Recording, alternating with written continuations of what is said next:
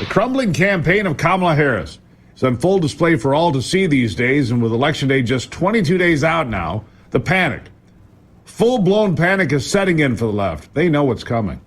The only solution for Donald Trump, for Republicans, and frankly for America, is to make it too big to rig. When a serious president has a serious, and I don't mean senior moment, Democrats will pay attention. When, however, an unserious Democrat such as Kamala Harris pretends she's president, the moment belongs to the writers and cast of Saturday Night Live. Such is the difference between a Walter Cronkite moment with regards like LBJ's prosecution of the Vietnam War and Saturday Night Live's reaction to Harris and Walz. Yeah, listen to this. Okay, listen up, everyone. We couldn't have gotten here without one man, and his name is Joe Biden. Get on out here, Joe Biden.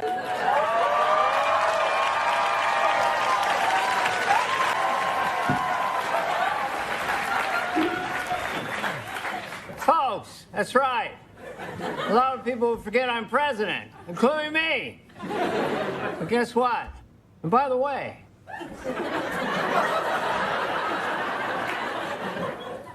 I think I did a pretty good job. I passed more bills than any president in history. But folks, we still got work to do, no joke. I'm being serious right now. Come on.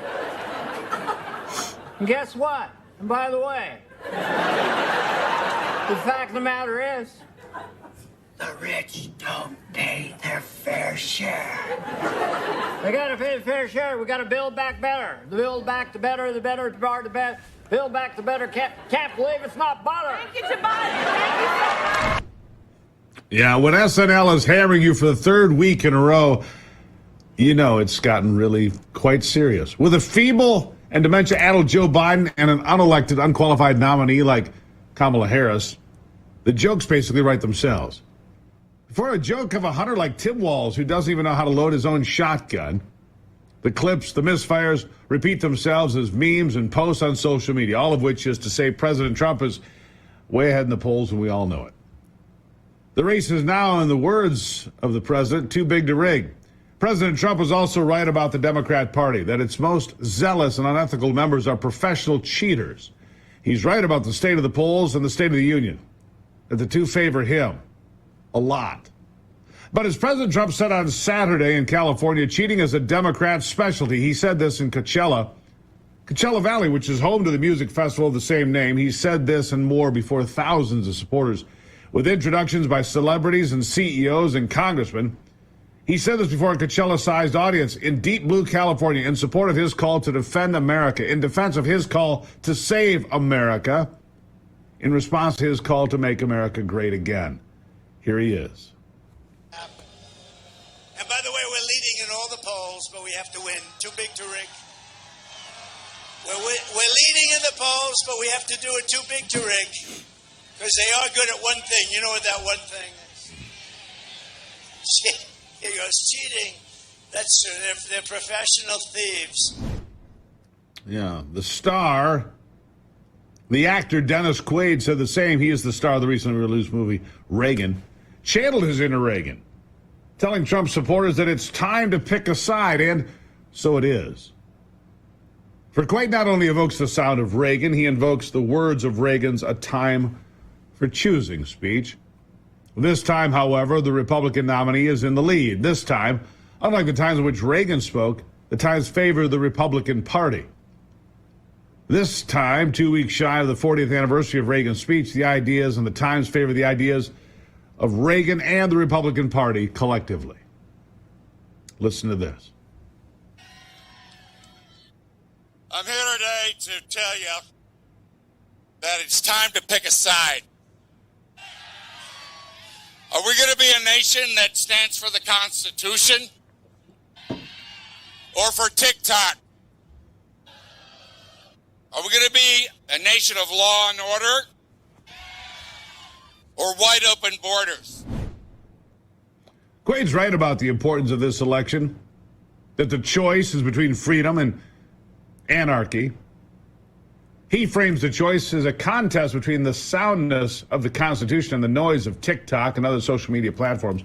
He says we must choose law and order. over wide open borders.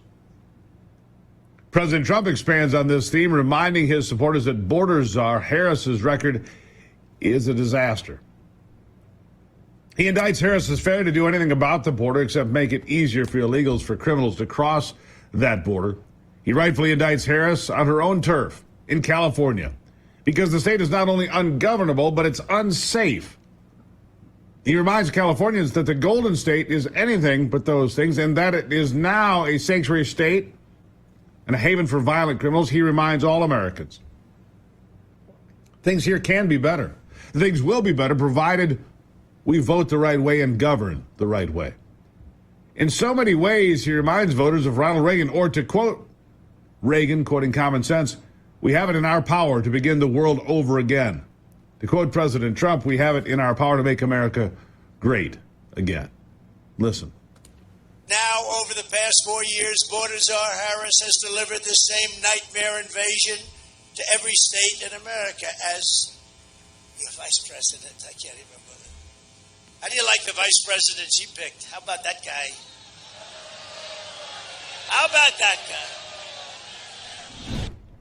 Yeah, in contrast to President Trump's call to greatness stands Tim Walz, as he mentioned there. In contrast to his show of strength of President Trump standing in the sunshine of California, there's the image of Walz trying and failing to load his own shotgun in a field in Minnesota.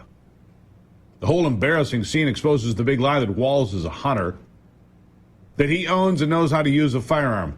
Clearly he does not. The image does away with the pretense that Walz is a supporter of the Second Amendment. What remains is the image of an emasculated Democrat, of Walz pretending to hunt pheasants the way Michael Dukakis pretended to drive a tank. It all looks just terrible. The image is the ultimate contrast to President Trump pumping his fist and saying, fight, fight, fight. Listen.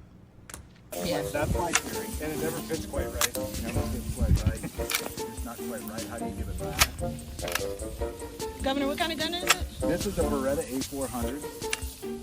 I bought it when I was shooting a lot of trap because it has a kind of a catnip thing that kick off. So when you get old, it doesn't hurt your shoulders much.